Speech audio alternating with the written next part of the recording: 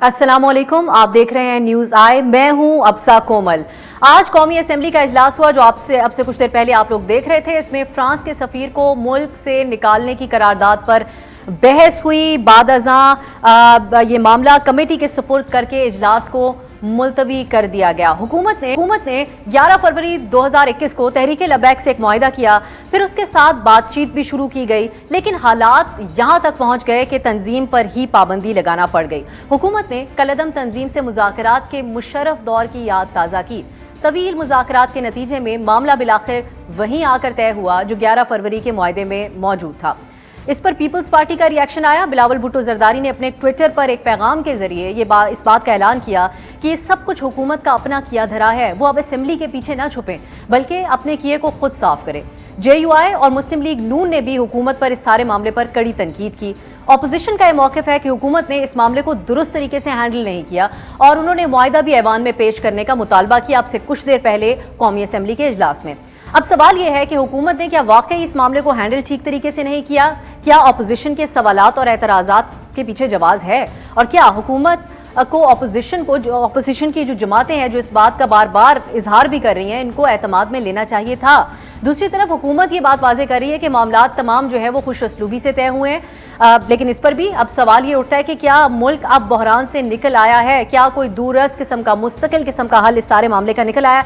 इसी पर हम बहस करेंगे और हमारे साथ तज्जियाकार मौजूद होंगे। प्रोग्राम में दावत दी है अवैस तौहीद साहब को जो कि सहाफ़ी हैं, सीनियर सहाफ़ी हैं और तज्जियाकार हैं। आमिर ज़िया साहब भी हमारे साथ हैं, सहाफ़ी और तज्जियाकार। आप दोनों का प्रोग्राम में शिरकत के लिए बहुत बहुत शुक्रिया। आमिर साहब, आगाज़ आपसे करेंगे।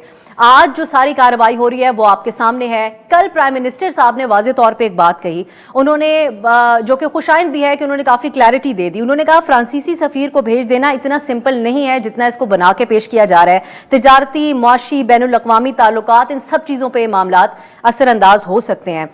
उसके बाद ऐवान में करारदाद लाने तक की बात, इसकी क्या जरूरत? कहीं ना कहीं आप समझते हैं कि जो मुआहिदा पहले हुआ था वही गलती दोहरा दी हुकूमत ने? अब सब बात ही कि हुकूमत की तरफ से मुतज़ाद इशारे मिल रहे हैं और मतलब है कि कल तक आपने कहा कि जी ये तंजीम जो है बाकायदा ये पूरी कैंपेन चलाई गई कि जी TLP जो है उसको भारत की तरफ से जो है बाकायदा वहाँ से इंसाइट किया जा रहा है और उन्होंने आपने शेयर किए हुकूमती अरकान की जानिब से इस तरह के सोशल मीडिया अकाउंट्स के जहाँ पर जो है उस जज्बात को भड़काने वाली बात हो रही थी। फिर आपने इस तंजीम पर पाबंदी आयद कर दी और उसके बाद फिर हम देखते हैं कि उसी तंजीम से आपने मुज़ाकरात किए और आपने ग्राउंड कंसीड किया और उसके नतीजे में फिर आप जो है पार्लियामेंट में क्या करारदाद लेकर आए कि जी जो फ्रांस के सफीर को रखा जाए या ना रखा जाए, उसको निकाल देना चाहिए। अब तो अगर ये पूरी अगर आप इस चीज़ का जायजा लें तो आपको लगेगा कि हुकूमत की तरफ से मुतज़ाद इशारे भी हैं और इससे बजाय इसके कि आप एक दो टोक अंदाज से, जैसे कि इमरान खान साहब ने कहा कि जी इस तरह का 50 से ज़्यादा मुस्लिम ममालिक हैं, कहीं पर इस तरह का शोर गोगा नहीं हो रहा, कहीं पर हंगामे नहीं हो रहे और रियासत जो है अपने हिसाब से चीज़ों को देख रही है। तो हमारे ही मुल्क के अंदर अगर इस तरह के इंतशार फैलाए जा रहे तो इमरान खान साहब ने अच्छी बात समझा दी थी और ये भी कह दिया था कि सफीर को निकालना जो है पाकिस्तान के मफाद में नहीं है। लेकिन फिर जब आप मुज़ाकरात करने जाते हैं तो आप मुतज़ाद इशारे दे रहे होते। तो मेरे ख्याल में किसी भी तरह से ये जो मैसेजिंग गई है पाकिस्तान के अंदर भी और पाकिस्तान से बाहर भी, ये हमारी रियासत के लिए और पाकिस्तान के लिए अच्छी है। इसके नतीजे में जो सबसे चीज़ वाज़ेह होती है तो ये कि अगर आपके पास एक मिलिटेंट माइनॉरिटी हो, ऑर्गेनाइज माइनॉरिटी हो, तो आप खिलाफ कानून काम भी करेंगे तो हुकूमत जो है, रियासत जो है मजबूर होकर आपसे मुज़ाकरात करेगी और आपको ग्राउंड कंसीड करेगी। तो ये पैगाम चला गया।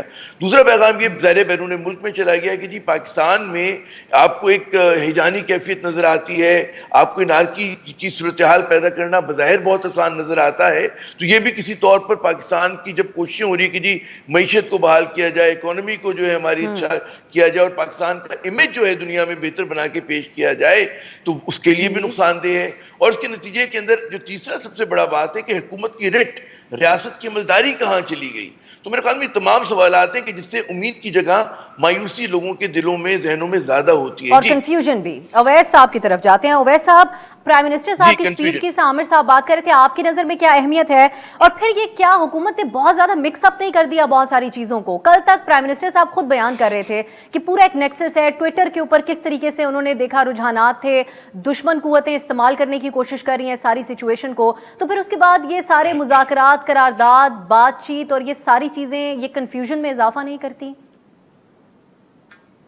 अब सब बदकिस्मती के साथ हमारी रियासती इदारे और मुख्तलिफ अदवार की हुकूमतें बशमूल हुकूमत वक्त जो इमरान खान साहब की तहरीक इंसाफ हुकूमत है, वो कन्फ्यूजन का शिकार है। इंतहा पसंदी और जो मिलिटेंसी है उसको खात्मे के लिए और उस माइंडसेट को इरेज करने के लिए जो इस मुल्क की और इस बदकिस्मती से रियासत की बुनियादों में जो है वो सराहियत कर चुकी है और तह दर तह सराहियत कर चुकी है। हमने देखा है कि जब भी आप अस्करियत पसंदों के साथ या मिलिटेंट ऑर्गेनाइजेशन या एक्सट्रीमिस्ट ऑर्गेनाइजेशन के साथ मुआहदे करते हैं तो फिर आप बहुत रियासत को कमज़ोर करते हैं।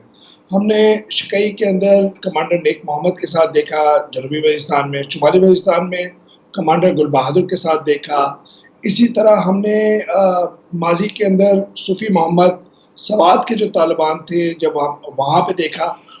आप जब भी इंतहा पसंद जमातों के साथ मुआहिदा करते हैं इसका मतलब है कि आप रियासत को कमज़ोर कर रहे हैं, मुतदिल और लिबरल प्रोग्रेसिव फोर्सेस या एलिमेंट्स को आप कमज़ोर कर रहे हैं और साथ साथ में एक स्पेस दे रहे हैं। तो मैं समझता हूँ कि एक बहुत बड़ी गलती थी इस मुआहिदे में। आप मुझे बताइए कि कोई किसी तंजीम, ग्रोह या किसी फ़र्द का ये कोई डिस्क्रिप्शन है कि वो कहे कि इस सफ़ीर को रहना चाहिए और उस सफ़ीर को नहीं रहना चाहिए?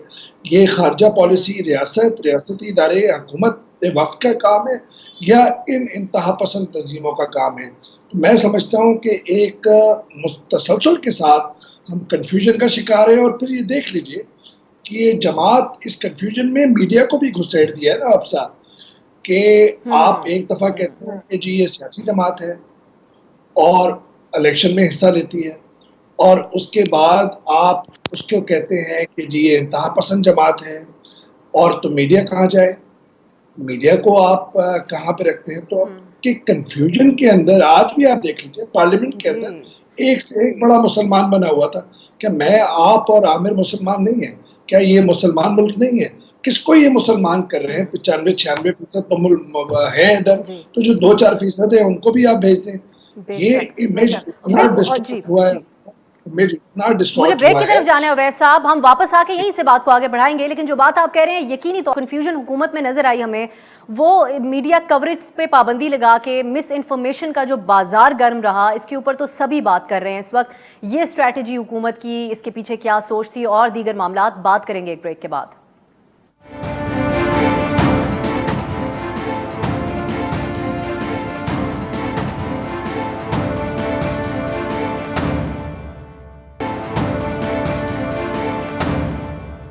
Welcome back. हम लोग बात कर रहे हैं कौमी असेंबली में होने वाली बहस और हुकूमत के कलदम TLP से जो मामला तय हुए, जो बातचीत हुई, मुज़ाकरात हुए, मुआहिदा हुआ, उस सारे मामले के ऊपर हम बात करें। और हमारे साथ उवैस तौहीद साहब और आमिर ज़िया साहब प्रोग्राम में मौजूद हैं। आमिर साहब, हम अपोजिशन के जो तहफ़्फ़ुज़ात हैं उस तरफ तो आएंगे, पहले आपसे ये जानना चाहेंगे कि अब वज़ारत दाखिला तो TLP का स्टेटस यही बताती है कि वो बैंड कलदम जमात है।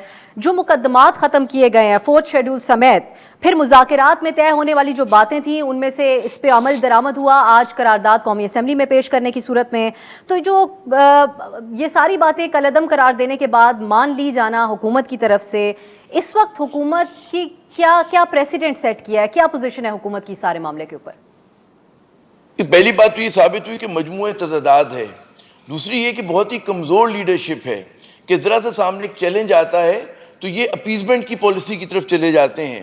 बात ये होती है कि आपको कानून की बालादस्ती हर हालत में साबित करनी पड़ती है। इमरान खान साहब बार बार कहते हैं ना कि जी जिस मुल्क में 2 कानून होते हैं, ताकतवर के लिए एक और कानून और किसी कमज़ोर के लिए और।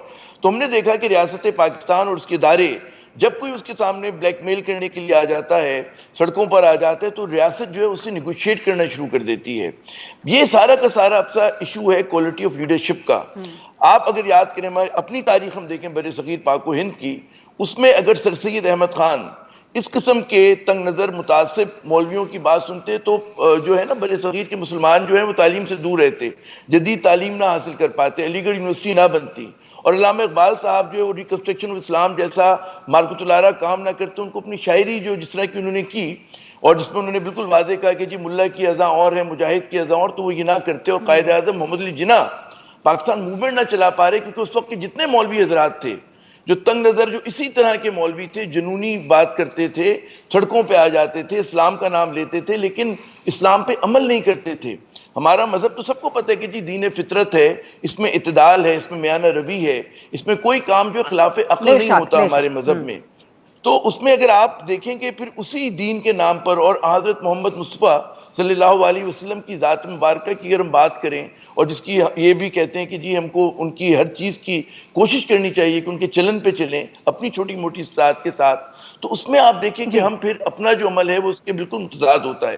تو میرے خیال میں کوالٹی آف لیڈرشپ، اور ہماری ایک اپنی تاریخ سے عمران خان مثالیں لیں، وہ علامہ اقبال صاحب کے شعر پڑھتے ہیں اور قائد اعظم کے ویژن کی بات کرتے ہیں، تو ان لوگوں سے سیکھیں کہ انہوں نے اس قسم کے ایلیمنٹ کو آج سے 100 سال پہلے پچھلی صدی میں کس پامردی سے ان کا جی مقابلہ کیا تھا۔ آج تو ہمارے یہاں پھر بھی بہت ہم انلائٹنڈ لوگ ہیں، آج تو پھر بھی ہمارے یہاں جو ہے ایک تعلیم بہت عام ہے، تو میرے خیال میں ہم لوگ جو ہیں بلا وجہ ہماری حکومتیں اور ہماری ریاستیں جو ہیں وہ، اور یہ صرف عمران خان صاحب کی بات میں نہیں کر رہے، اس سے پہلے بھی اگر آپ دیکھیں کہ ہمیشہ ہماری جو الیکٹڈ گورنمنٹس رہی ہیں وہ اسی طرح جو ہیں وہ دباؤ کا شکار آتی رہی ہیں، حتیٰ کہ بعض اوقات فوجی حکومتوں کو بھی جو ہے اس قسم کے ایلیمنٹ جو ہے وہ اپنا دباؤ کا شکار انہوں نے کیا ہے۔ تو سارا کوالٹی آف لیڈرشپ ہے۔ اگر آپ صرف ایک بات کا فیصلہ کر لیں جی کہ ہر حالت میں قانون کو جو ہے ہمیں اس کی رٹ کو نافذ کرنا ہے، اور کچھ کاموں کے اندر جو ہے حکومت کو فیصلے کرنے ہوتے ہیں، وہ سڑکوں پہ فیصلے نہیں ہوتے، وہ چوراہوں پہ نہیں بنیادی ہوتے، بات یہی بلکہ ہے۔ پارلیمنٹ جی میں ہوتے ہیں، تو پھر مسئلہ حل ہو جائے گا۔ جی بالکل اویس صاحب، اب ہم ذرا اپوزیشن کے جو تحفظات ہیں اس طرف آ جاتے ہیں۔ اب نہ صرف اپوزیشن کو اس سارے معاملے کے اوپر پہلے اعتماد میں نہیں لیا گیا، جو اہم گرفتاری ہوئی اس کے اوپر بھی، اور جو وعدے کیے گئے تھے پہلے معاہدے کے اندر اس پر بھی، تو اب پرائم منسٹر صاحب نے اس کے اوپر کل جو تقریر کی اس میں انہوں نے اپوزیشن کے اوپر کہہ دیا کہ یہ سارے معاملے کے اوپر سیاست کر رہے ہیں۔ بہتر نہ ہوتا کہ ایک پیج پر رہ کر، یعنی اپوزیشن اور حکومت کے ایک پیج پہ رہ کر یہ معاملات چلتے اتنے سینسیٹیو معاملے پر؟ اب سر یہ ممکن نہیں ہے اس وقت پارلیمنٹ کی جو کمپوزیشن ہے، کیونکہ ایک دوسرے کی ایگزسٹنس یا لیجیٹیمیسی کو، پولیٹیکل لیجیٹیمیسی کو مانتا ہی نہیں ہے۔ اپوزیشن والے عمران خان صاحب کو سلیکٹڈ کہتے ہیں اور کہتے ہیں کہ جی وہ اسٹیبلشمنٹ انہیں لے آئی ہے، عمران خان انہیں چور، ڈاکو، لٹیرا سمجھتے ہیں۔ تو نہ ایک کا 16 ملین یعنی کہ تحریک انصاف ان کا مینڈیٹ ماننے کو تیار ہے اپوزیشن، اور نہ اپوزیشن کے 20 ملین اراؤنڈ 20 ملین مینڈیٹ کو عمران خان صاحب ماننے کو تیار ہے۔ تو جب آپ گورننس آرڈیننسز کے تھرو کرتے رہے ہیں تو اس معاملے پہ معاہدہ کرنے کے بعد آج پارلیمنٹ کا اجلاس آپ کو یاد آ گیا، پارلیمنٹ یاد آ گیا، میری تو یہ سمجھ سے بالا تر ہے۔ دوسری بات، سب سے بڑی بات یہ کہ جو ابھی عامر کہہ رہے تھے، اچھا جس طرح آپ بھی ذکر کر رہی تھی، دیکھیں یہ صرف سیاسی جماعتوں کا نہیں ہے، سارے ہمارے اداروں کا بھی مسئلہ ہے۔ یہی تحریک لبیک جو 2017-18 کے اندر اگر آپ کو یاد ہو، فیض آباد کے اندر انہوں نے پورے معاشرے کو، پورے ملک کو جرغمال بنایا تھا 2-3 ہفتے کے لیے، اس کے بعد الیکشن کمیشن نے اجازت دے دی۔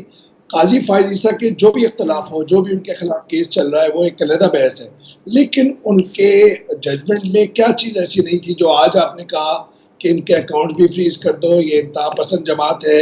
جب قاضی فائز عیسیٰ صاحب نے یہ پوائنٹس اٹھائے تو ہمارے ذمہ دار لوگوں نے وہاں جا کے کہا یہ ہمارا مینڈیٹ نہیں ہے کہ ہم ان کے اکاؤنٹس کو دیکھیں یا یہ انتہا پسند جماعت ہے یا نہیں ہے۔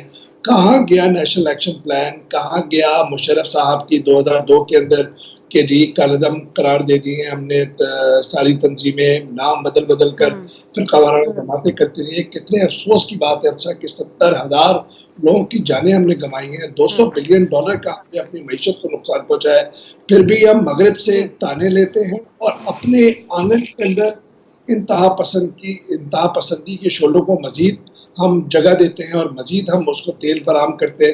چاہے اپوزیشن ہو، یہ سیاستدان جو ہیں یہ اپنی پوائنٹ اسکورنگ میں رہتے ہیں، اور ان ساری انتہا پسند جماعتوں کو جو چھتری ہے وہ मजहबी जमातों की, सियासी मजहबी जमातों को। आप देख लें मौलाना ओवरऑल फजल सारे सियासतदानों पे आप ये सवाल उठा रहे हैं। वैसे साहब मुझे ब्रेक की तरफ जाना है। जो आप बात आप कह रहे हैं हम इसी को आगे लेकर आप मिनट लेंगे वापस आकर, और मुस्तकिल हल आप दोनों के ख्याल में क्या हो सकता है सारे मामले का, बात करेंगे एक ब्रेक के बाद।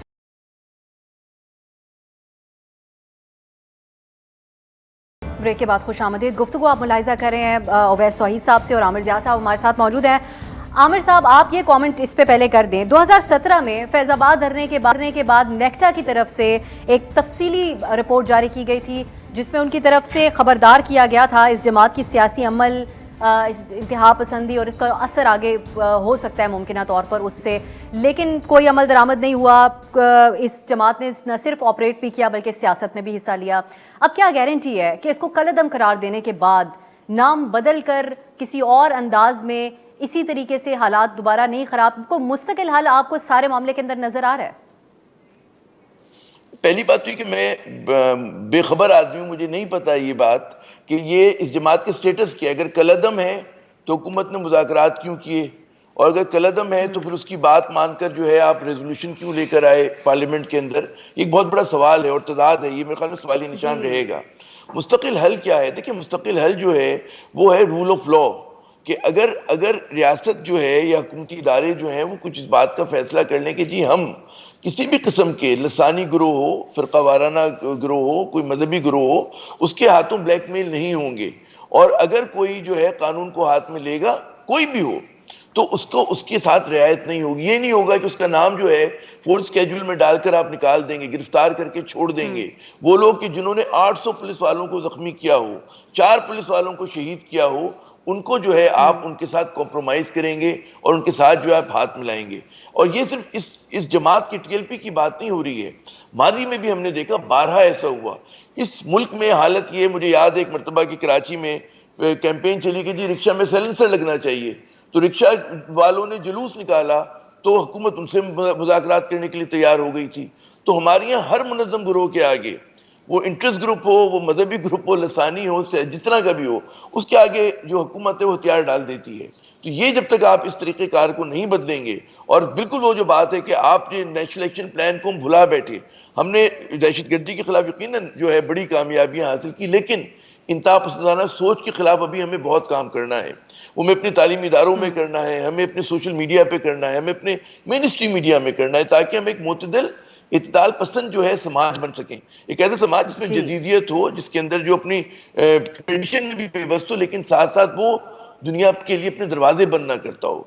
तो ये मेरे ख्याल में हमें उस सोच का फुकदान नजर आता है, और हमारे तालीमी निज़ाम के लिए भी उसके अंदर हमें सोचने की जरूरत है कि हमें क्या पैकेजिंग करनी है, हमें बच्चों को क्या पढ़ाना है। जी, बहुत वसी तरीके से इसको देखने की जरूरत है यकीनी तौर पे। अवैस साहब, अब ये जो सारा मामला हुआ, ये सारी कार्रवाई हुई, मुआहिदा हुआ, फिर उनकी जो तंजीम के हेड हैं उनकी गिरफ्तारी होना, फिर पाबंदी लगना इस पूरी जमात के ऊपर, हुकूमत हमें सारे मामले पे खुद से ये फैसले करते हुए नजर आई और कॉन्फिडेंटली ये तमाम इक़दामात उठा लिए हुकूमत ने।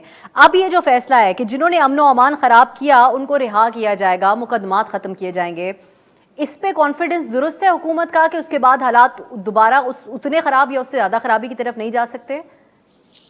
नहीं, अब सब बिल्कुल हालात बिल्कुल खराबी की तरफ जाएंगे अगर आप इनको इसी तरह ढील देंगे इंतहा पसंद अनासिर को, शरपसंद अनासिर को। पहले ये है कि 4 जो पुलिस वाले शहीद हुए हैं, जो सैकड़ों जख्मी हुए हैं, और जिस तरह इन्होंने यलगमाल बनाने की कोशिश की है पूरे माशरे को, और जिस तरह इमेजेस गए हैं। यहाँ पे मैं ये ऐड करना चाहूंगी कि ना प्राइम मिनिस्टर साहब ने उनकी कुर्बानियों का, पुलिस वालों के कुर्बानियों का एतराफ किया, न ही ऐवान में ऐसा कुछ कहा गया। इसी वजह से अब साहब मैं, आप और आमिर कर रहे हैं कि ये इनको याद दिलाते रहें कि ऐसा नहीं है भाई, कि वो लोग फिर उनका कॉन्फिडेंस शेक होगा।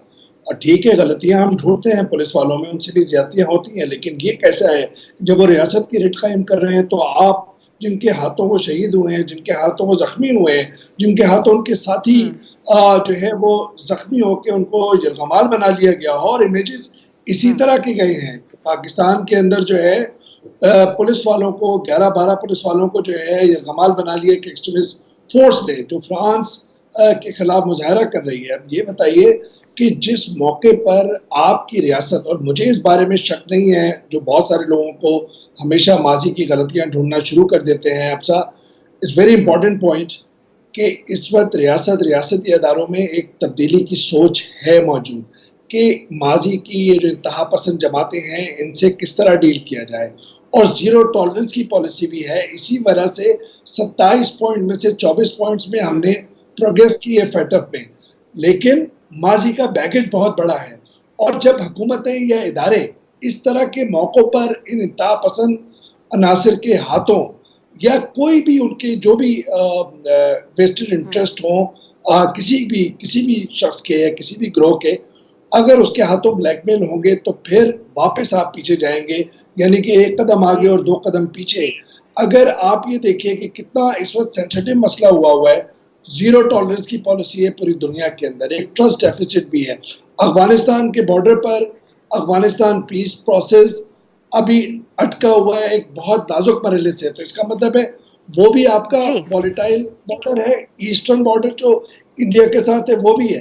تو اگر ملک کے اندر اگر آپ کی اسٹیبلٹی نہیں ہوگی، عدم استحکام ہوگا اور یہ انتہا پسند عناصر پھر سے راج کرنا شروع ہو جائیں گے، تو ریاست کا امیج کس طرح آپ بحال کر سکیں گے؟ اور تو اس کے سب سے بہت بڑا سنجیدہ گرفت نتائج بھی ہوں گے. ریاست ہم ایک کو بریک کی کرنا ہے. طرف جائیں گے، اور بریک کے بعد شاہد خاقان صاحب نے ایک سوال اٹھایا. انہوں نے کہا پرائم منسٹر صاحب کے پاس مسلم ممالک کے ساتھ مل کر بات چیت کریں گے اس سارے معاملے کے اوپر. وہ یہ سوال کریں گے خود تو آپ پارلیمنٹ میں آئی نہیں، اور کچھ اور لوگ یہ سوال بھی اٹھا رہے ہیں کہ 2 اپوزیشن کی جماعتیں تھیں، ان سے تو بات کر لیتے، بعد میں اس پر آگے جا کر بات چیت ہوتی. اس پہ آپ لوگوں کے کیا خیالات ہیں؟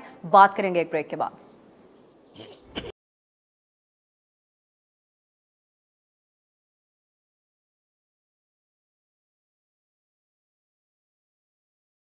بریک کے بعد خوش آمدید. اب گفتگو کا آخری حصہ ہے. ہم چاہیں گے کہ عامر صاحب اور اویس صاحب آپ کنکلوڈ بھی کریں ہمارے لیے یہ جتنی بھی بات چیت ہوئی ہے، اور مستقبل میں کس طریقے سے حکومت اب اس سارے معاملے کو لے کر چلے. لیکن اس سے پہلے اویس صاحب آپ سے میں یہ جاننا چاہوں گی، آپ نے درست یہ نشاندہی کی کہ سیاسی جماعتیں اس سارے معاملے کے اوپر سیاست کر رہی ہیں، لیکن کل پرسوں تک ہم یہ دیکھ رہے تھے کہ اپوزیشن جو ہے اس نے کافی محتاط انداز اپنایا ہوا تھا. لیکن پرائم منسٹر صاحب کی سپیچ ہوئی، پھر اس کے بعد وہ سلسلہ رکا نہیں ہے. آج وزیر مذہبی امور نے قومی اسمبلی میں کھڑے ہو کے پھر ماضی کا ذکر کیا. انہوں نے فیض آباد دھرنے سے متعلق تنقید کی گزشتہ حکومت پر. پھر ایک جو پھانسی کا معاملہ ہے اس کا بھی ذکر وہ لے کر آئے قومی اسمبلی کے اندر. تو آپ کے خیال میں جو پورا سیاسی بحران ہے اس میں زیادہ کس کے اوپر آپ ذمہ داری ڈالیں گے؟ مختصراً اگر آپ اس پہ بات کریں. دیکھیے افسر، جو اس طرح کے حساس معاملات ہوتے ہیں اس پہ مذہبی کارڈ استعمال کرتے ہیں، چاہے وہ حکمراں جماعت ہو تحریک انصاف، اس نے بھی ماضی میں کیا ہے اور اس وقت نون لیگ نے بھی کیا ہے. میں یہ سمجھتا ہوں کہ اگر میرے ذاتی اختلافات بھی ہیں، سیاسی اختلافات بھی ہیں شیخ رشید صاحب سے، تو میں ان کے اوپر ان کو ہدف نہیں بناؤں گا اس معاملے پر کہ وہ جو ہے ونریبل ہو جائیں. اسی طرح احسن اقبال صاحب کے معاملے میں یہ سمجھتا ہوں کہ ایک دوسرے سے زیادہ اپنے آپ کو مسلمان ٹھہرانا اور ایک دوسرے کے خلاف مذہبی کارڈ استعمال کرنا یہ ریاست کی ریٹ کو بھی کمزور کر رہا ہے اور ان انتہا پسند جماعتوں کو مضبوط کر رہا ہے جو گلی محلوں کے اندر آپ کے خلاف فتویٰ دیتے ہیں اور بتاتے ہیں کہ کون کافر اور کون مسلمان. یہ ریاست اور یہ ایک ایمان کی بات ہے، یہ مسلمان ملک ہیں. تو اس میں سمجھتا ہوں کہ اگر آپ ان کے ہاتھوں بلیک میل ہوئے آئندہ اور سیاسی جماعتوں نے ہوش کے ناخن نہیں لیے اور اپنے پیٹی انٹرسٹ کی وجہ سے، اور میڈیا بھی اگر پیٹی انٹرسٹ کی وجہ سے اگر یہ شارٹ ٹرم گینز پر ایک دوسرے کے خلاف پوائنٹ اسکورنگ کرتے ہیں، اور تو پھر اس کا مطلب یہ ہے کہ آپ انتہا پسند جماعتوں انتہا پسند عناصر کے ہاتھوں میں کھیلنے کے مترادف ہوگا، اور اس حکومت مملکت اور ریاست کے لیے ایک خطرناک موڑ ہوگا آئندہ. عامر صاحب، اب آپ آخر میں جو کوتاہیاں ہو گئیں اس سارے معاملے کے اوپر، جو کنفیوژن ہو گئی اس کا آپ لوگوں نے ذکر بھی کر دیا، اور وہ کنفیوژن پہ ہر شخص بات کر رہا ہے. اب مناسب آپشن اس حکومت کے پاس اس سارے معاملے کے اوپر آپ کی نظر میں کیا ہے؟ پہلی بات یہ کہ اتفاق رائے حکومت خود پہلے اپنی صفوں میں پیدا کرے. اس کے اپنے وزراء کی طرف سے بعض اوقات جو ہیں متضاد اشارے ملتے ہیں، یہ نہیں ہونا چاہیے.